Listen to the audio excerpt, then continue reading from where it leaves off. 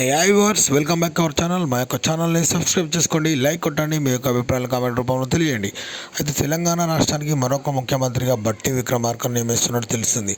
అయితే దీనిపై రాహుల్ గాంధీ సంచలనంగా నిర్ణయం తీసుకున్నట్టు తెలుస్తుంది. అయితే రేవంత్ రెడ్డి పోకడాలు, రేవంత్ రెడ్డి విధానాలు ప్రజల్లో తీవ్ర వ్యతిరేకమైన భావజాలాలు రేకెత్తుకుంటున్న నేపథ్యంలో రేవంత్ రెడ్డిని తీసేసి ఆ స్థానంలో డిప్యూటీ సీఎంగా పనిచేస్తున్న బట్టి విక్రమార్క గారిని తెలంగాణ రాష్ట్ర ముఖ్యమంత్రిగా చేస్తారన్నట్టు టాక్ వినిపిస్తుంది.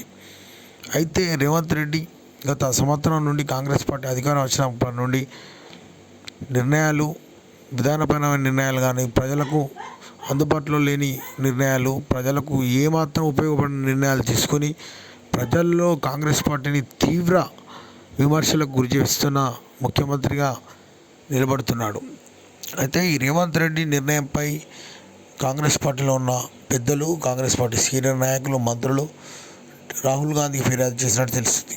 అయితే రేవంత్ రెడ్డి ఒంటెది పోకడాలను కట్టడి చేసే భాగంగా రేవంత్ రెడ్డిని ముఖ్యమంత్రి పీఠం నుండి కిందికి దింపి ఆ యొక్క పీఠంలో డిప్యూటీ సీఎం బట్టి విక్రమార్క గారిని కూర్చుండబెడుతున్నట్టు తెలుస్తుంది. అయితే బట్టి గారు గతంలో కాంగ్రెస్ పార్టీ అధికారం కోసం పాదయాత్ర చేసి అధికారం కోసం తాను కూడా కృషి చేసిన వ్యక్తుల్లో తను కూడా ఒక వ్యక్తి. అయితే బట్టి విక్రమార్క గారు శాసనసభ పక్షనేతగా ఉండి ఆనాడు బీఆర్ఎస్ ప్రభుత్వంలో శాసనసభ పక్షనేత కాంగ్రెస్ పార్టీ తరపున ఉన్న వ్యక్తి బట్టి విక్రమార్క గారు.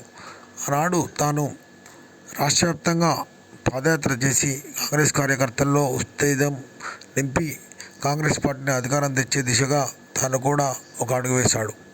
అయితే బట్టి విక్రమార్క గారు గతంలో నుండి ఎమ్మెల్సీగా మరియు డిప్యూటీ స్పీకర్గా పనిచేసిన అనుభవం బట్టి విక్రమార్క గారికి ఉంది. అయితే 2023 ఎన్నికల్లో కాంగ్రెస్ పార్టీ భారీ విజయం తర్వాత రేవంత్ రెడ్డి గారిని సీఎం చేసిన అధిష్టానం ఆ తర్వాత బట్టి విక్రమార్క గారికి డిప్యూటీ సీఎంగా అవకాశం కల్పించింది.